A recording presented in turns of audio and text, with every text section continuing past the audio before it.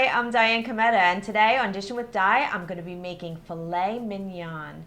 This is a deliciously tender cut of beef, and we're going to be using the pan to oven method. It's really simple. So let me show you what you need, and we'll get started today on Dishin with Di.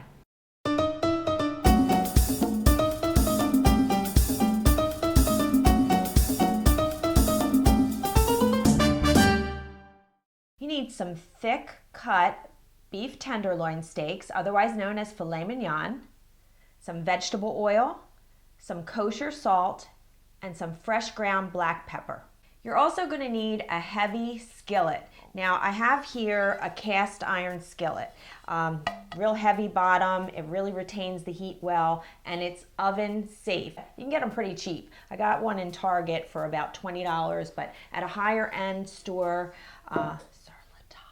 it was like $40, so it was double. So just keep an eye out for deals like that. So the first thing that we're gonna do is take our beef. Now this is at room temperature. I've had this sitting out for about an hour or more, and it's definitely at room temperature. And I'm gonna take my oil, and this is vegetable oil, so this has a high cooking temperature. I don't want to use olive oil on this because it's not quite as high, and we're going to sear this in the pan. So I'm going to put some of this onto my beef, all over. So I'm going to get it on there quite liberally.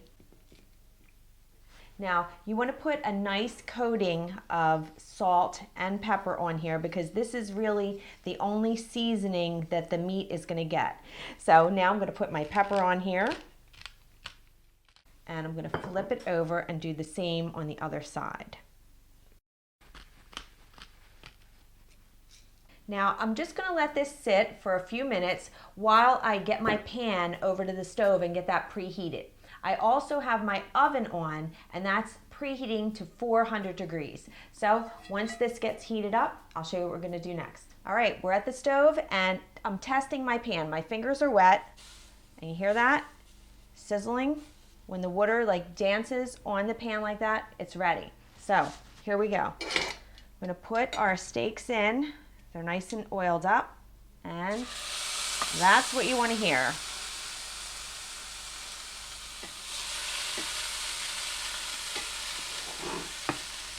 Now we're going to cook these on each side for about 2 to 3 minutes, and that's going to include the sides of the meat as well. So once it gets nice and brown and it kind of a crust going on it, then I'm going to flip it over. Now you notice I didn't oil the whole pan up, and the reason I didn't do that is because the last time I did that, my whole house was filled with smoke. So I don't think it's really necessary to oil the whole pan. You're just going to be cooking the meat, and the meat itself is already oiled, so use your best judgment on that, but I'm just warning you, I had some smoke alarms going off last time I made it. Okay, now that's pretty well seared. I'm going to flip that over, and the other one as well. That looks good. And that is going to remain the top side, or as they call it, the presentation side. It always gets the best appearance, I guess, when you put it down on the pan first. So that's going to be your top side when you put it on someone's plate. So now I'm going to cook the underside for about another 2 minutes, and then I'll kind of cook it on the sides a little bit, and then we'll move it into the oven. Okay, now that has been browned on all sides, and it was probably about a minute on each side, and now we're going to put this into the oven, just like this, for about 5 minutes. This is going to depend on your desired doneness. So I have an instant read thermometer here, and I'll show you how we're going to use that in 5 minutes. Okay, I just took them out to check, and I just want you to see how tender that is. They are very rare right now. I don't even have to put the thermometer in. That was 5 minutes.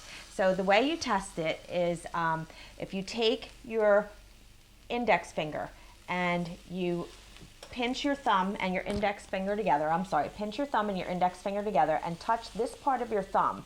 That's what the meat feels like right now. That's rare. Over here at the pinky is well done. So in between is medium, and that's what we want. So I'm sending this back into the oven for another couple minutes. I'm going to keep an eye on it, and then when it feels closer to what I think is medium rare, then I'm going to insert the thermometer. Now, when you use your instant read thermometer, insert it into the side and the center of the meat. Now that's reading about 125 degrees or so. So I'm going to take this out of the pan and let it rest for about 5 minutes. And that is how I like to serve my filet mignon. Is that gorgeous? Now, I also like to top it with mushroom gravy that I've made here, mushroom beef gravy, and it has some Marsala wine in it. I'll leave the recipe link for that. It's absolutely delicious. So I'm going to give it a taste. This is going to be out of this world. Look at that. Perfectly medium rare.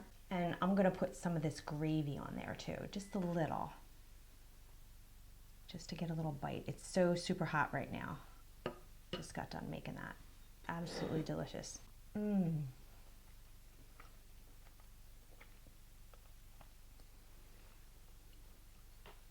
Delicious, to say the least.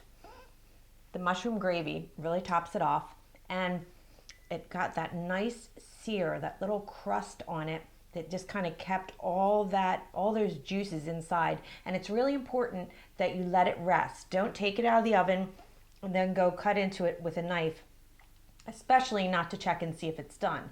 Get the instant read thermometer. They're probably about $6 in your supermarket, or just do the method, that we talked about with testing with your finger. The recipe is for all the stuff I have here today, which is my garlic mashed potatoes, my roasted asparagus, my filet mignon, and my mushroom gravy are all on my website, dishinwithdi.com. So go over there and check all my stuff out. I'm sure there's something that you'll find. And I hope that I made your life a little easier, more enjoyable, and delicious. Don't forget to subscribe. I'll see you next time.